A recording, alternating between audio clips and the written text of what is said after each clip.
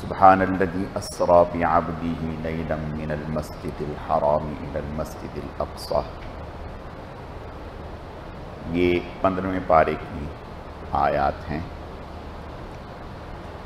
ان آیات میں اللہ پاک نے آپ صلی اللہ علیہ وسلم کے ایک مبارک سفر کا تذکرہ فرمایا ہے، جو آپ صلی اللہ علیہ وسلم نے حرم سے بیت اللہ سے بیت المقدس تک فرمایا،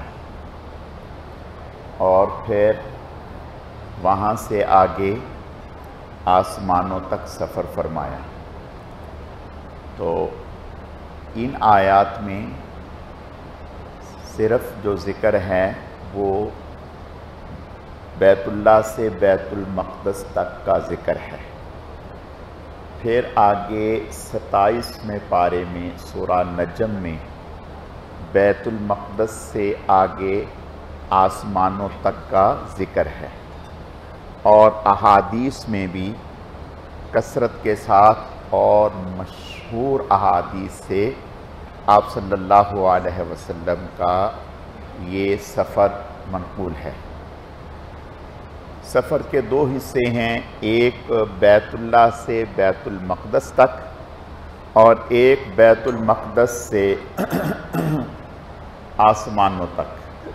جو بیت اللہ سے بیت المقدس تک کا سفر ہے اس کو اسراء کہتے ہیں، اور جو بیت المقدس سے آسمانوں تک کا سفر ہے اسے معراج کہتے ہیں۔ تو اللہ پاک نے یہاں سب سے پہلے سبحان کا لفظ ذکر فرمایا۔ سبحان، سبحان کے معنی ہیں پاک ہونا، یعنی وہ ذات ہر نقص، ہر خامی، ہر عیب، ہر کمزوری، ہر عجز سے پاک ہے، یعنی وہ بے عیب ذات ہے، اس میں کسی قسم کا کوئی عیب یا نقص یا خامی نہیں ہے۔ اب یہاں ایک سوال پیدا ہوتا ہے کہ بھئی اس لفظ کو اس لفظ کو پہلے لانے کی کیا وجہ تھی کہ سبحان کا لفظ پہلے ذکر کیا کہ وہ بے عیب ذات ہے، پاک ذات ہے، ہر خامی، ہر نقص، ہر عیب سے؟ تو ایسا کیوں کیا؟ اس کو کیوں لائے پہلے؟ تو یہی لفظ جو ہے سبحانک، لا الہ الا انت سبحانک، یونس علیہ السلام نے جو دعا مانگی تھی اس میں بھی یہی لفظ ہے کہ سبحان، اور یہاں بھی یہی لفظ ہے۔ تو علماء نے لکھا کہ اللہ پاک نے سبحان کا لفظ لا کر پہلے اس بات کی طرف اشارہ کیا کہ تم اپنی عقل سے سوچو گے تو شاید تمہاری عقل کام نہ کرے، تمہیں اپنی عقل سے یہ بات ناممکن نظر آئے کہ ایسا کیسے ہو سکتا ہے کہ مہینوں کا سفر رات کے کچھ وقت، مختصر وقت میں، اور پھر اس میں کئی سارے مناظر بھی دیکھے۔ تو جب یہ چیز آپ سوچیں گے، آپ اپنی عقل سے اس کو لیں گے تو آپ کو یہ بات سمجھ میں نہیں آئے گی۔ اور اگر اللہ تعالیٰ کی قدرت اور اس کی طاقت اور اس کے اختیارات کو سامنے رکھتے ہوئے اس کو سوچو گے تو کوئی مشکل نہیں۔ مثلاً یہ مشکل ہے، لیکن آج کے دور میں تو ہمیں بتا دیا جدید ٹیکنالوجی نے کہ جہاز جو ہے وہ کتنی تیز رفتار سے چلا جاتا ہے، ٹھیک ہے، یہ تو انسان کی تیار کردہ چیز ہے۔ اب جو بجلی ہے، بجلی وہ کتنی تیزی کے ساتھ چلی جاتی ہے، پوری دنیا کا چکر کاٹ لیتی ہے۔ تو جب یہ انسان کی تیار کردہ چیزیں ہیں اور اتنی تیز رفتار ہیں تو پھر اللہ تعالیٰ کے لیے کیا مشکل ہے؟ اللہ تعالیٰ کے لیے کیا مشکل ہے؟ تو اللہ تعالیٰ کی طاقت کو سامنے رکھتے ہوئے پہلے سبحان کا لفظ ذکر کیا کہ یہ جو آگے تم واقعہ سنو گے پڑھو گے یہ تمہیں مشکل لگے گا، ناممکن نظر آئے گا، لیکن یہ تمہارے لیے اللہ تعالیٰ بے عیب ہیں، بے نقص ہیں، اس میں کسی قسم کی کوئی خامی نہیں ہے۔ کسی کام کو نہ کر سکنا یا کسی کام کا اس کے لیے کرنا مشکل نہیں۔ اللہ کہتے ہیں ہم نے آسمان بنائے، زمین بنائی، چاند سورج ستارے بنائے، ہمیں کوئی تھکان نہیں، کوئی مشکل نہیں۔ آپ سارا دن تھوڑا سا کام کریں تو آپ تھک جاتے ہیں، ذہنی کام کریں تو تھک جاتے ہیں، جسمانی کام کریں تو تھک جاتے ہیں۔ اللہ تو پاک ہے ان چیزوں سے۔ تو اللہ پاک فرما رہے ہیں کہ ہمارے لیے کوئی مشکل نہیں، اس لیے سبحان کا لفظ ذکر فرمایا۔ اور پھر آگے ذکر فرمایا سبحان الذی اسرا، پاک ہے وہ ذات جس نے سیر کرائی بعبدہ، اپنے بندے کو۔ اب علماء نے لکھا کہ بھی عبد کا لفظ کیوں بولا؟ عبد کا لفظ کیوں بولا؟ کوئی اور لفظ لے آتے۔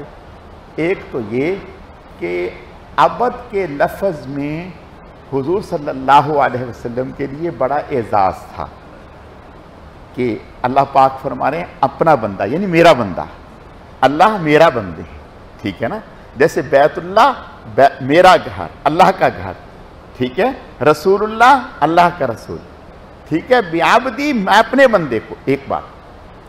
اور دوسرا علماء نے لکھا کہ عبد کا جو اطلاق ہوتا ہے، یعنی عبد اگر بولتے ہیں تو اس کا اطلاق صرف روح پر نہیں ہوتا، اس کا اطلاق صرف روح پر نہیں ہوتا بلکہ جسم اور روح دونوں پر ہوتا ہے۔ بات سمجھ میں آ گئی؟ جیسے مثال کے طور پہ بعض لوگ کہتے ہیں کہ ہاں جی حضور کو معراج تو ہوا، سیر تو کروائی گئی، لیکن جسم کے ساتھ نہیں ہوئی، جسم کے ساتھ نہیں ہوئی، بلکہ آپ صلی اللہ علیہ وسلم سو رہے تھے اور سوتے سوتے آپ نے خواب دیکھا اور خواب میں جو ہے آپ وہاں چلے گئے۔ ارے بھائی یہ تو ہم سبھی جاتے ہیں، کوئی بیت اللہ جاتا ہے، کوئی عمرہ کر کے آتا ہے، کوئی امریکہ گھوم رہا ہوتا ہے، کوئی کہیں گھوم رہا ہوتا ہے، تو یہ تو سارے ہم سبھی گھوم رہے ہوتے ہیں، اس میں پھر کیا خاص ہے؟ ایسی تو کوئی بات نہیں۔ اللہ نے بعبدہ کا لفظ بول کر، عبد کا لفظ بول کر یہ بات واضح فرما دی کہ اللہ اپنے نبی کو جو لے کر کے گئے وہ روح مال جسم کے گئے ہیں، یعنی روح بھی تھی اور جسم بھی، دونوں ساتھ تھے۔ اچھا، اب حضور صلی اللہ علیہ وسلم ارشاد فرماتے ہیں کہ میرے سفر شروع کرنے سے پہلے حضرت جبرائیل علیہ السلام نے میرا دل کا آپریشن کیا، دل کی سرجری کی، میرے دل کو نکالا اور زمزم کے پانی سے دھویا۔ اچھا، اب آپ کہیں گے لو جی یہ کیسے ہو سکتا ہے؟ ارے بھئی ہمارے ڈاکٹر کر سکتے ہیں تو کیا اللہ کے لیے کیا مشکل ہے؟ آپ ذرا ہم بس اصل بات یہ ہے کہ جو بات ہمارے روز مرہ کے مشاہدے میں نہ آئے نا، وہ بات ہمیں بڑی عجیب سی لگنے لگتی ہے۔ یعنی جو بات ہمارے روز مرہ کے مشاہدے میں نہ آئے وہ بات بڑی، ہم ایسا کیسے ہو سکتا ہے؟ لو ایسا کیسے؟ ارے ایسا کیسے ہو گیا کہ اللہ نے آپ کے سینے میں وہ دل رکھ دیا؟ وہ کسی ڈاکٹر نے رکھا ہے؟ کسی نے رکھا ہے؟ اللہ نے رکھا ہے۔ جو اللہ ایسا کر سکتے ہیں تو اس کے لیے کیا مشکل ہے؟ کوئی مشکل نہیں۔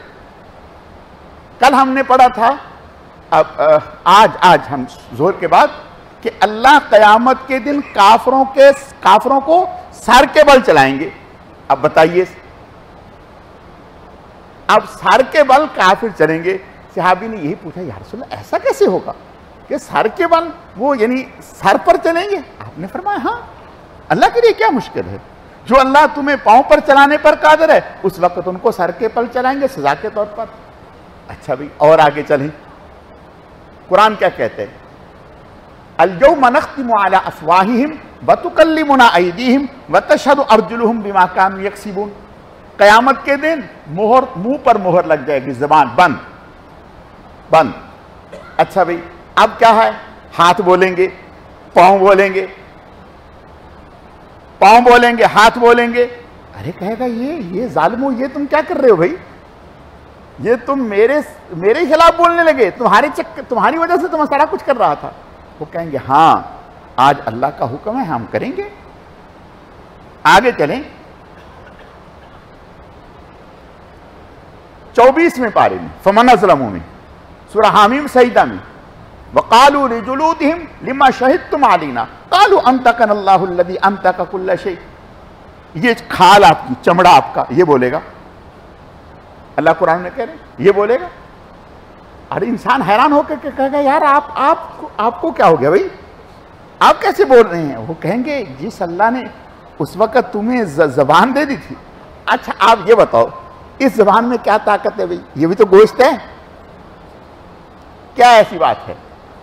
کون سا ایسا آلہ ہے اس میں کہ یہ بول رہا ہے؟ اچھا بہت سارے زبان والے ایسے ہیں، زبان ہے لیکن بول نہیں سکتے۔ لوگ دم کرانے آتے ہیں کہ مولانا صاحب بچہ 5 سال کا ہو گیا، یہ 6 سال کا ہو گیا، یہ 7 سال کا ہو گیا، بولتا نہیں ہے۔ اب بتائیں زبان تو ہے، اس کی زبان کیوں نہیں بول رہی، ہماری کیوں بول رہی ہے؟ بات سمجھ میں آ رہی؟ یعنی اگر کوئی زبان ہی ایسی بولنے والی چیز ہے تو اس کی بھی بولے۔ اور وہ ڈاکٹر کہتے ہیں کہ بھائی کچھ نہیں کہہ سکتے، ہو سکتا ہے ٹھیک ہو جائے، دعا کریں دعا کریں۔ اچھا آنکھ ہے، آنکھ میں کون سی ایسی چیز ہے کہ یہ دیکھ رہی ہے؟ دیکھو بات میں پہلے کہہ چکا ہوں کہ ہم روز مرہ کے مشاہدے کے خلاف کوئی بات سنتے ہیں نا تو بڑی ہمیں عجیب سی لگتی ہے، ورنہ اللہ تعالیٰ کی قدرت اور طاقت کے سامنے کوئی چیز کوئی عجیب نہیں ہے۔ یہ ناک ہے، اس میں کون سی ایسی چیز ہے؟ یہ سونگنے کی حس رکھی ہے، اللہ نے اس میں کان میں سننے کی طاقت رکھی ہے۔ تو یہ اللہ پاک کو پوری قدرت حاصل ہے۔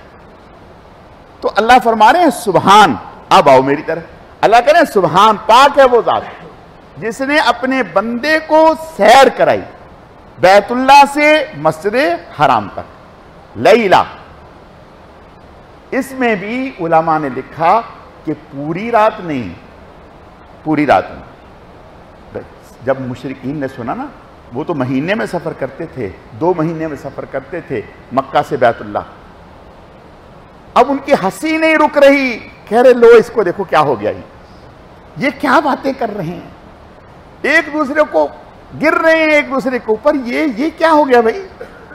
ایسا کبھی سنا ہے آپ نے؟ ایسا کبھی ہوا ہے؟ حتیٰ کہ آپ صلی اللہ علیہ وسلم نے حضرت علی رضی اللہ تعالیٰ عنہ کے ہمشیرہ کو ذکر کیا، انہوں نے کہا یا رسول اللہ میرا مشورہ ہے کسی کو نہ بتانا، یہ کسی کو نہ بتانا، لوگ مانیں گے نہیں، لوگ مانیں گے نہیں۔ اور یہ بات سن کر کے کئی نئے جو کچے لوگ تھے وہ اسلام سے نکل گئے۔ دیکھو بات سمجھ اور دانائی کی ہوتی ہے۔ حضور صلی اللہ علیہ وسلم ایک کافر سے کوئی معاملہ کیا تو اس کو پیسے دینے کی باری آئی، وہ مکر گیا، کہا میں نے آپ کو بیچا ہی نہیں۔ آپ دیکھتے ہیں نا مارکیٹ میں کوئی چیز کوئی بیچ رہا ہوتا ہے، آپ نے اسے سودا کر دیا، اچھا پیسے دیتا ہوں، جب تک کوئی اور پارٹی آ گئی اس نے تگڑے پیسے لگا دیے، اس نے کہا بھی میں تو آپ کو، ارے یار آپ نے میرے ساتھ کیا ثبوت ہے تمہارے پاس، کیا ہے کوئی میں نے تمہارے ساتھ ایگریمنٹ کیا ہے، کیا ہے؟ کچھ بھی نہیں، بات ہی تو کی ہے، میری مرضی۔ تو وہ مشرک تھا، اس نے کہا کہ میں نے کوئی گواہ لاؤ کہ میں نے آپ کو بیچا ہے، میں نے تو آپ کو بیچا ہی نہیں، آپ فرمانے ہیں میں نے خریدا ہے، تم نے مجھے بیچا ہے، وہ کہہ رہے میں نے بیچا نہیں۔ اسی اسنا میں ایک صحابی آ گئے حضرت خزیمہ رضی اللہ تعالیٰ، وہ آ کر کے پاس کھڑے ہو گئے، انہوں نے جب بات سنی اور وہ کہہ رہا تھا گواہ لاؤ، अब चूंकि उस वक्त तो कोई मौजूद नहीं था जब सौदा हुआ था, तो उस सहाबी ने कहा, अरे जालिम कमबख्त, मैं अल्लाह की कसम खा करके कहता हूं तूने बेचा है, रसूलुल्लाह ने खरीदा है। अब उसकी बोलती बंद, चुप हो गया। जब आगे चले तो हुजूर ने फरमाया, खुज़ैमा जी या रसूलुल्लाह, अरे यार तुम तो उस वक्त थे ही नहीं, तुम तो उस वक्त थे ही नहीं जब हमारा मामला हुआ, तो तुमने कैसे कसम खा करके ये गवाही दे दी कि भाई आपने खरीदा है और उसने बेचा है। उन्होंने कहा, या रसूलुल्लाह सल्लल्लाहु अलैहि वसल्लम, ये तो कोई बात ही नहीं, हम तो इससे भी बड़ी बड़ी बिन देखे बिन सुने मानते हैं कि आपने कहा आसमान से ये खबर आई है, हमने देखा नहीं, सुना नहीं, समझते नहीं, बस आपने फरमा दिया, मान लिया।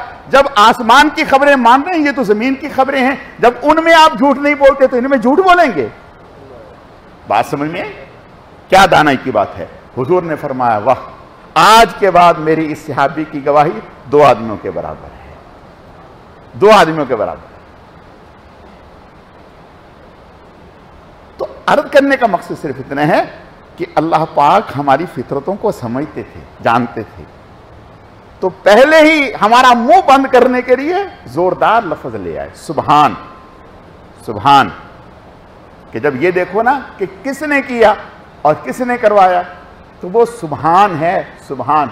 अगर कोई इश्काल उठाओगे तो उसकी कुदरत पर इश्काल उठाओगे, और वो उसकी ताकत से बाहर की बात करोगे, जबकि कोई चीज भी उसके यहां नामुमकिनात है नहीं। इदा अरादा शैअन अन यकूल लहू कुन फयकुन, जब किसी चीज का इरादा करते हैं, किसी भी चीज का इरादा करते हैं, कहते हो जा, हो गया। क्या मुश्किल है? कोई मुश्किल नहीं। तो अल्लाह फरमाते हैं, हमने सैर करा, और सैर से पहले रसूलुल्लाह सल्लल्लाहु अलैहि वसल्लम का दिल मुबारक निकाला गया, उसको जमजम के पानी से धोया। और ये किया किसने? हजरत जिब्राईल अलैहिस्सलाम।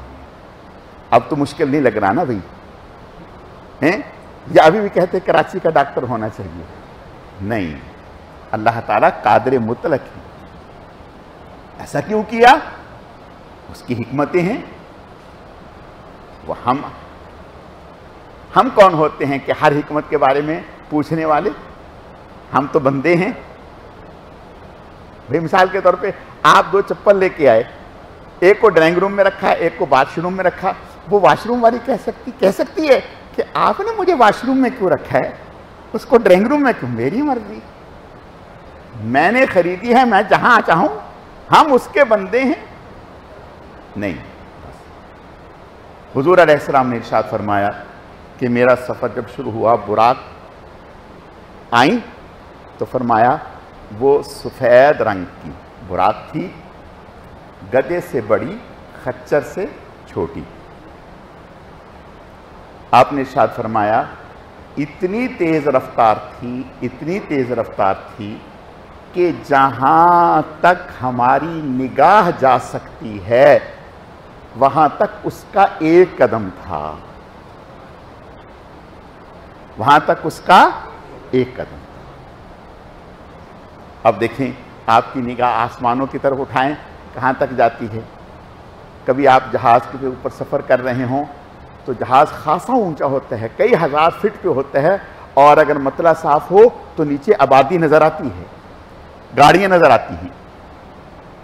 तो हुजूर अलैहिस्सलाम ने इरशाद फरमाया जहां तक निगाह जा सकती है या जाती है वहां पर उसका 1 कदम पड़ता था। आप सल्लल्लाहु अलैहि वसल्लम ने इरशाद फरमाया कि उस पर मैं सवार होकर के हमने सफर शुरू किया, और रास्ते में बहुत सारे मनाजिर दिखाए। अल्लाह पाक ने हुजूर अलैहिस्सलाम को बहुत सारे मनाजिर दिखाए, और आप सल्लल्लाहु अलैहि वसल्लम फरमाते हैं फिर वहां पहुंचकर 2 रकात अदा की, तहियतुल मस्जिद। फिर वहां से अब यहाँ पर उलमा की 2 जमातें हैं। एक उलमा की जमात तो ये है, वो कहते हैं कि हुजूर अलैहिस्सलाम के وہاں پہنچنے سے پہلے ہی اللہ نے 1,24,000 انبیاء کرام کو بیت المقدس میں جمع کر دیا تھا، جو حضور کے استقبال کے لیے وہاں موجود تھے۔ جب حضور علیہ السلام تشریف لے گئے تو حضور علیہ السلام نے 2 رکعت نماز پڑھانی تھی، تو اب انتظار تھا کہ بھی امامت کون کرائے۔ آپ کو جو امام الانبیاء کہا جاتا ہے نا، وہ اسی وجہ سے کہا جاتا ہے امام الانبیاء، نبیوں کے امام۔ تو ہر نبی کے دل میں تھا کہ آج یہ اعزاز کس کو ملتا ہے۔ حضرت جبرائیل علیہ السلام تشریف لائے، فرمایا ہے کہ اے اللہ کے رسول، جہاں آپ ہوں وہاں امامت آپ ہی کی چلے گی، آپ کی موجودگی میں کسی اور کا سکہ نہیں چلے گا، آپ کی موجودگی میں آپ ہی چلیں گے۔ حضور علیہ السلام نے امامت کروائی۔ پھر انبیاء کرام نے، بہت سارے نبیوں نے وہاں خطبہ دیا، بیانات کیے، پھر آپ صلی اللہ علیہ وسلم نے بھی خطبہ دیا، آپ نے بھی بیان کیا۔ اس کے اوپر، معراج کے اوپر تقریباً میرے غالباً 6-7 جمعے یا 8 جمعے یا اس سے بھی زیادہ معراج کے اوپر جمعے بیان پڑھائے تھے۔ نہیں تو میرے خیال 8-10 جمعے تو ہوں گے اس کے اوپر، صرف معراج کے اوپر بہت تفصیل کے ساتھ بات کی تھی۔ تو آپ صلی اللہ علیہ وسلم نے جو ہے پھر بیان کیا۔ پھر اس کے بعد آگے جب آسمانوں پر جانا تھا تو ایک سیڑھی لائی گئی۔ اب وہ سیڑھی کیسی تھی، کیا تھی، اس کے لیے اطلاق لفظ سیڑھی کا بولا گیا۔ دیکھو، میں نے ایک بات صبح آپ سے کہی تھی آج ہی، کہ اللہ کے لیے وسع کرسیہ السماوات والارض، کہ اس کی کرسی نے زمین و آسمان کو گھیرا ہوا ہے۔ کرسی کا معنی ہمیں پتہ ہے، کرسی، لیکن وہ کرسی کی کیفیت کیا ہے؟ اس کرسی کی کیفیت کیا ہے؟ جو کرسی اللہ کے لیے جس کا جو بولی گئی ہے، اس کی کرسی کما یلیق بشانہ، جیسے اس کی شان کے لائق ہے، اس کی کیفیت، اس کی حیت، اس کی صورت ہم متعین نہیں کر سکتے۔ بات سمجھ میں آئی؟ اسی طرح سیڑھی کا لفظ، زینے کا لفظ تو بولا گیا کہ زینہ لایا گیا، وہ زینہ کیا تھا، کیسا تھا، کتنا تیز رفتار تھا، ہم نہیں سمجھ سکتے۔ ہم دیکھتے ہیں آج لفٹ ایک سے ایک ہے، آج لفٹ ایک سے ایک ہے اور اتنی تیز رفتار ہے، ٹھیک ہے، یہ تو انسان کی ایجاد کردہ چیز ہے، اور اللہ تو اللہ ہیں۔ اس بات کو سمجھنے کے لیے تھوڑا سا آپ پیچھے آئیں۔ ملکہ بلقیس، ابھی میرے خیال آپ نے وہ نہیں پڑھا، نہیں سنا نہیں۔ ملکہ بلقیس جو ہے، جب حضرت سلیمان علیہ السلام کے پاس آئی تو 12 لاکھ کم و پیش اس کے ساتھ لشکر تھا، اتنا لشکر تھا اس کے ساتھ جب وہ حضرت سلیمان علیہ السلام کے پاس آئی۔ تو ایک ظاہر ہے اتنا جم میں غفیر آئے گا تو گر توڑے گی۔ حضرت سلیمان علیہ السلام دیکھا مٹی اڑ رہی، گر، فرمائے کہ کیا ہے؟ کہا ملکہ بلقیس آ رہی ہے اپنے لاؤ لشکر کے ساتھ۔ کہا اچھا ٹھیک ہے۔ تو قرآن پاک میں ہے، حضرت سلیمان علیہ السلام نے فرمایا، بھئی کون ہے جو اس کا تخت، ملکہ بلقیس کا تخت، اس کا تخت ایسا تھا جس کے اوپر کئی یعنی سینکڑوں یا ہزاروں لوگ اس کے اوپر بیٹھتے تھے، وزراء اور دیگر، اور بہت بڑے حال میں اس نے اس کو رکھا ہوا تھا۔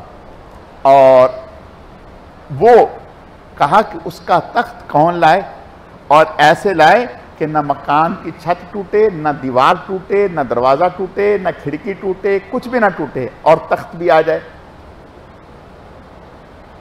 تو ایک نے کہا میں لاؤں گا۔ حضرت نے فرمایا کتنی دیر لگاؤ گے؟ قرآن میں ہے۔ حضرت نے فرمایا کتنی دیر لگاؤ گے؟ اس نے کہا قبل ان تقوم من مقامک، اس جگہ سے اٹھنے سے پہلے پہلے، یعنی مجلس برخاست ہونے سے پہلے پہلے میں تخت لے آؤں گا۔ حضرت نے فرمایا نہیں چلے گی، ایسا نہیں چلے گا، اس سے بھی جلدی چاہیے، اس سے بھی جلدی۔ قرآن اٹھاؤ، قال الذی عنده علم من الکتاب انا آتیک بہ قبل ان یرتد الیک طرفک۔ اللہ نے جسے کتاب کا علم دیا تھا، اس نے حضرت سے کہا کہ حضرت میں لاؤں گا تخت، کتنی دیر میں؟ کہا دیر کیا ہوتی ہے، آنکھ بند کریں کھولیں تخت سامنے ہوگا۔ یہ قصے کہانی کی بات نہیں سنا رہا آپ کو، سمجھ رہے ہیں بات کو؟ یہ اللہ کا قرآن ہے، یہ ہمارا ایمان ہے۔ کیا اس کو یہ طاقت نہیں ہے؟ بولیے۔ عزیر علیہ السلام کو 100 سال وہاں سلا دیا، نہیں سمجھ میں بات، تیسرے پارے میں پڑھ چکے ہیں۔ عزیر علیہ السلام جب گزر رہے تھے، یا اللہ پاک یہ جو بستی ویران ہو گئی تو یہ زندہ کیسے ہوں گے؟ حضرت وہیں سو گئے، گدھا باندھ دیا اور سو گئے، کھانا ساتھ رکھا ہوا تھا، سوئے، اٹھے، کم لبس، کتنا ٹھہرے؟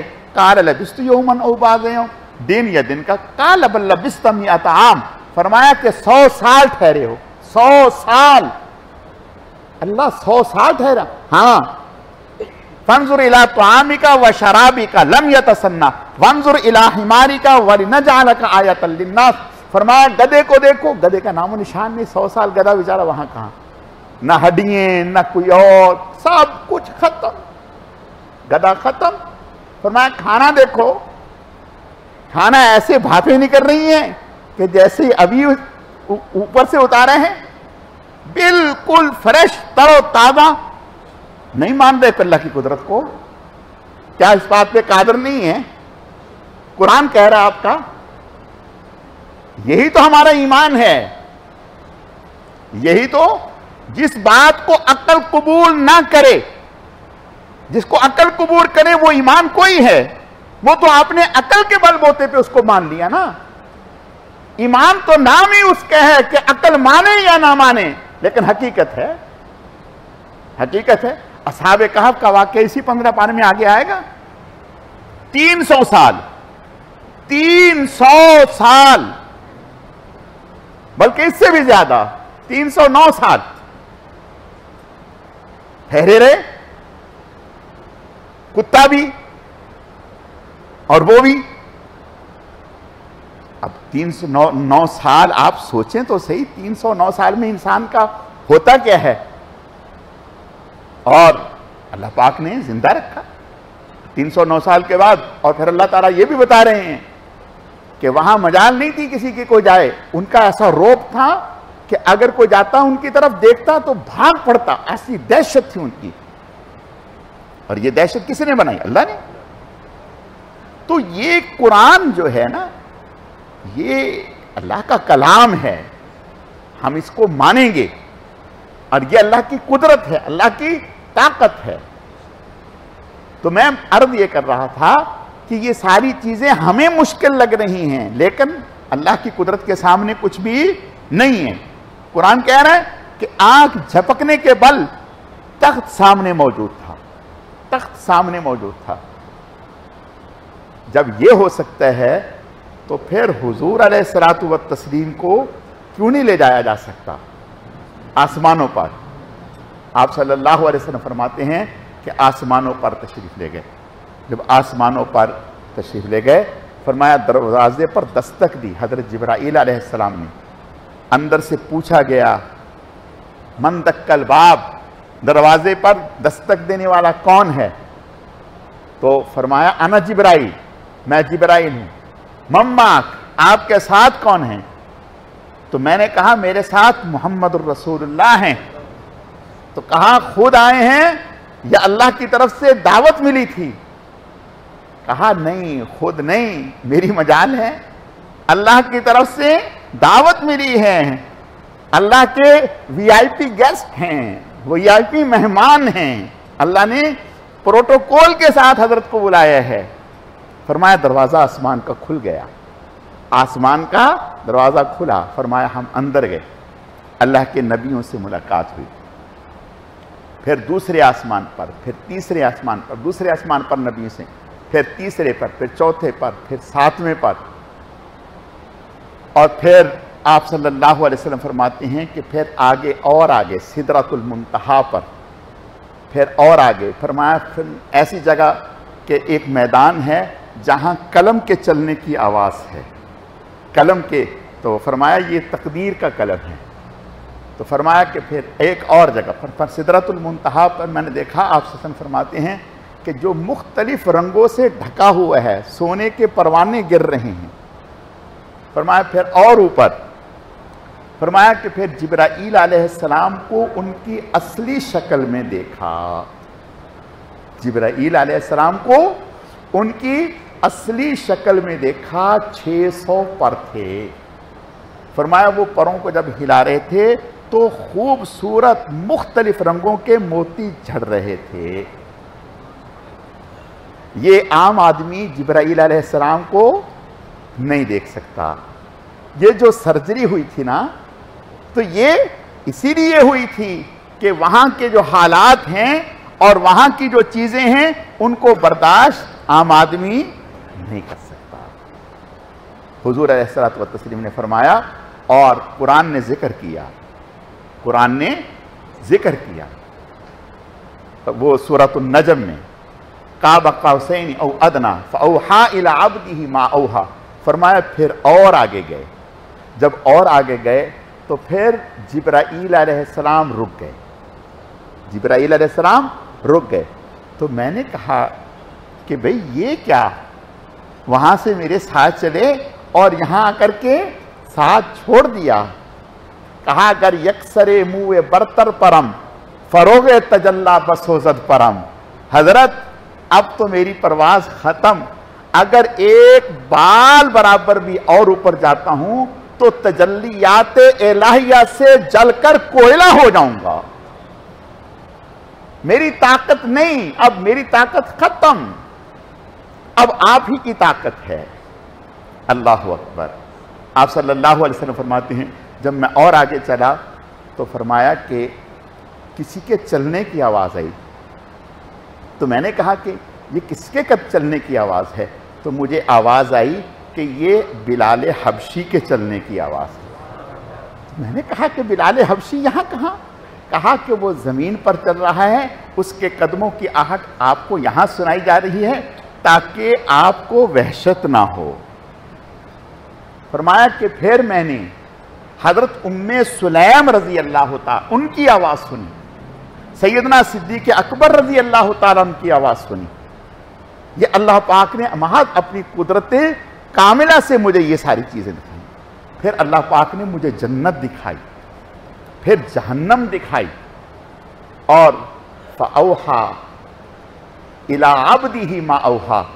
آپ صلی اللہ علیہ وسلم فرماتے ہیں کہ پھر ایک موقع ایسا آیا کہ میں سجدہ ریز ہو گیا، سجدہ کیا، اور پھر اللہ تعالیٰ کی طرف سے میری اوپر جو میرے ساتھ کلام کیا گیا، میری طرف وحی کی گئی، میرے ساتھ کلام کیا گیا، اور جو اللہ کی شایع نشان لائی۔ جی تو فرمایا کہ پھر مجھ سے یہ بھی کہا گیا کہ بھئی آپ لائیں کیا ہیں، آپ لائیں کیا ہیں، کیا تحفہ لے کے ہیں؟ روئے زمین سے آئے ہیں تو آپ کے ہاں کمی کیا ہے یا اللہ پاک جو آپ کے لیے کہا نہیں، کہا التحیات للہ والصلوات والطیبات السلام علیکم، التحیات للہ والصلوات والطیبات، بس یہاں تک۔ تمام قولی باتیں، فعلی باتیں، بدنی باتیں، تمام عاجزی انکساری اللہ تیرے لیے ہے، تیرے لیے ہے۔ بس پھر آگے سے کہا گیا السلام علیک ایھا النبی، اے نبی تجھ پر سلامتی ہو، تجھ پر سلامتی ہو۔ تو میں نے فوراً کہا السلام علینا وعلی عباد اللہ الصالحین، اے اللہ صرف میرے پر ہی نہیں بلکہ وعلی عباد اللہ الصالحین، جو میری پیچھے ایک قوم ہے، قیامت تک آنے والی امت ہے، نیک بندے ہیں، ان پر بھی تو ان پر بھی۔ تو فرمایا کہ پھر اس پر جبرائیل نے کہا اشہد اللہ الہ الا اللہ وحدہ لا شریک لہ واشہد ان محمدا عبدہ ورسولہ، میں گواہی دیتا ہوں اس بات۔ آپ نے ارشاد فرمایا اللہ پاک نے مجھے پھر تحفہ دیا، تحفے کے بدلے میں تحفہ دیا۔ تحفہ کیا دیا؟ 50 نمازیں، 50 نمازیں۔ فرمایا میں خوشی خوشی لے کے آیا، جب میں گزر رہا تھا تو حضرت موسیٰ علیہ السلام سے ملاقات۔ موسیٰ علیہ السلام نے فرمایا حضرت رکیں تو کیا ملا؟ کیا ملا؟ کہا 50 نمازیں ملی ہیں۔ کہا اللہ اکبر، مجھے اپنی قوم کا بڑا سخت تجربہ ہے، ان کو تو 2 ملی تھی وہ بھی نہ پڑھ سکے، 2 ملی وہ بھی نہ پڑھ سکے، اور آپ 50 لے کے آئے ہیں۔ حضرت یہ کیسے ہوگا؟ یہ تو سارے پھر نمازیں ہی پڑھتے رہیں گے، نہیں ہو سکے گا۔ آپ اللہ کی بارگاہ میں جائیں، درخواست کریں کہ اس میں کچھ تخفیف ہو۔ آپ صلی اللہ علیہ وسلم ارشاد فرماتے ہیں میں گیا، تو فرمایا کہ میں گیا تو اس میں تخفیف ہوئی، پھر گیا پھر تخفیف ہوئی، پھر گیا پھر تخفیف ہوئی، پھر گیا پھر تخفیف ہوئی۔ غرض یہ کہ 5 رہ گئیں۔ موسیٰ علیہ السلام نے فرمایا 1 دفعہ اور چلے جاؤ۔ فرمایا نہیں، اب شرم آتی، اب نہیں جا رہا۔ تو فرمایا جب میں آگے چلا تو پیچھے سے آواز آئی لا تبدیل لکلمات اللہ، اے ہمارے پیارے، اللہ کا کلمہ، اللہ کی بات بدلا نہیں کرتی۔ آپ کی امت پڑھے گی 5، ثواب 50 کا ہی لکھوں گا، پڑھے گی 5 اور اجر و ثواب 50 کا ہی لکھوں گا۔ آپ صلی اللہ علیہ وسلم فرماتے ہیں کہ پھر میں آیا، پھر مکہ آیا، اور جب مکہ آیا تو میں نے مکہ والوں کو ذکر کیا۔ انہوں نے کہا کہ یہ کیا بات ہو گئی، ایسا کیسے؟ اچھا بھائی چلو ٹھیک ہے، آپ اگر گئے ہیں تو اسی موقع پر ابو جہل نے دیکھو صدیق اکبر سے کہا کہ اب وہ تو بڑے خوش تھے اس بات پر کہ ہمیں بڑا اچھا موقع آیا لوگوں کو گمراہ کرنے کا۔ ہم کہیں گے کہ دیکھو ہم تمہیں کہتے تھے نہ مانو اس کی بات، آج تو تم بتاؤ۔ تو یعنی ظاہر ہے اس بات سے ہم لوگوں کو گمراہ کریں گے کہ ایک ایسی بات کوئی آدمی کہہ دے تو انسان اس کو قبول ہی نہیں کرتا۔ تو صدیق اکبر کے پاس آیا، کہنے لگا اب تو مانے گا نا تو؟ کہا کیا؟ کہا چاہیے بتا کہ اگر کوئی یہ کہے کہ میں یہاں سے بیت المقدس گیا، وہاں سے آسمانوں پر گیا، تو کوئی بات سمجھ میں آتی ہے؟ حضرت نے فرمایا تو بات پوری کر، کہنا کیا چاہتا ہے؟ کہتا ہے بات یہ ہے کہ تیرا دوست یعنی جناب رسول اللہ صلی اللہ علیہ وسلم وہ کہہ رہے ہیں کہ میں بیت اللہ سے بیت المقدس اور وہاں سے آسمانوں پر اور ساری سیر کر کے آیا، اور دیر اتنی لگی کہ جب گیا تھا تو بستر گرم تھا، آیا تو بستر گرم تھا، جب گیا تھا تو دروازے کی کنڈی یوں ہل رہی تھی، جب آیا تو ویسے کی ویسی ہل رہی تھی۔ یہ سمجھ میں بات آتی ہے؟ صدیق اکبر نے فرمایا اگر رسول اللہ نے فرمایا تو اللہ کی قسم بالکل ٹھیک ہے، بالکل ٹھیک ہے۔ اس نے کہا اس کی عقل پہ تو اس نے نا بالکل وہ چھاپ بٹھا دی ہے، یہ تو جو بھی کہو کہہ رہا ٹھیک ہے، جو بھی کہو کہہ رہا ٹھیک ہے۔ اب یہاں ایک بات سوچو، اللہ چاہتے تو ایسا کتنا آسان تھا کہ دن میں ہی حضور کو معراج کرا دیتے، ممکن نہیں تھا؟ ممکن تھا، دن میں معراج کرا دیتے، اور دن میں زینہ اتر جاتا، دن میں براق آ جاتی، سب کچھ ہو جاتا تھا، لیکن رات میں کیوں کرائی؟ اگر دن میں کرا دیتی، ابو جہل بھی دیکھ رہا ہوتا، صدیق اکبر بھی دیکھ رہا ہوتا، تو فرق کیا رہتا ابو بکر میں اور ابو جہل میں؟ نہیں سمجھ میں بات؟ وہ بھی مان رہے ہیں، یہ بھی مان رہا ہے، وہ عقل کے زور پہ مان رہا ہے، آنکھ کے زور پہ مان رہا ہے، اور یہ ایمان کے زور پہ مان رہا ہے۔ اللہ نے رات کو اس لیے کرائی تاکہ صدیق اکبر میں اور ابو جہل میں فرق ہو جائے۔ اللہ تعالیٰ سمجھنے کی، عمل کرنے کی توفیق عطا فرمائے۔ انشاءاللہ تعالیٰ مجلس درود شریف جو ہے وہ 11:35 پر انشاءاللہ تعالیٰ مجلس درود شریف ہوگی، اور تھوڑی لمبی ہوگی، اتنی مختصر نہیں ہوگی، تھوڑی لمبی ہوگی۔ یہ رمضان کے مبارک دن ہیں، ان میں کچھ نہ کچھ محنت کی جائے، اللہ پاک ہم سب سے راضی ہو جائے، تو اس لیے تھوڑی لمبی ہوگی، لیکن اتنی لمبی نہیں ہوگی جتنی عام دنوں میں طاق راتوں میں ہوتی ہے، لیکن لمبی ہوگی۔ تمام احباب سے درخواست ہے کہ اس میں شریک ہوں۔ اللہ جزائے خیر عطا فرمائے۔ الحمدللہ رب العالمین والعاقبۃ للمتقین والصلاة والسلام علی سید المرسلین اللہم صلی علی محمد النبی الامی وعلی آلہ واصحابہ وبارک وسلم وصلی علیہ رب اغفر وارحم وانت خیر الراحمین۔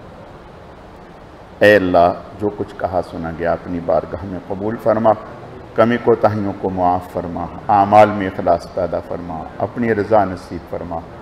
اے اللہ، ہمیں اپنے نیک اور محبوب بندوں میں شامل فرما، خاتمہ ایمان پر فرما، ان مبارک راتوں کی قدردانی کی توفیق عطا فرما۔ اے اللہ، رمضان المبارک کی برکت سے، روزوں کی برکت سے، تراویح کی برکت سے، ان طاق راتوں کی برکت سے ہم سب کی مغفرت فرما۔ ہمارے والدین، اساتذہ، اہل خانہ، مشائخ، پوری امت کی مغفرت فرما۔ اے اللہ، پوری امت کی مغفرت فرما۔ اے اللہ، ہم سب کو اپنے نیک اور محبوب بندوں میں شامل فرما، خاتمہ ایمان پر فرما۔ اے اللہ، ان اعمال کی توفیق عطا فرما جن سے آپ راضی اور خوش ہوتے ہیں، ان اعمال سے ہماری حفاظت فرما جن سے آپ ناراض ہوتے ہیں۔ سبحان ربک رب العزت عما یصفون وسلام علی المرسلین والحمد للہ رب العالمین برحمتک یا ارحم الراحمین۔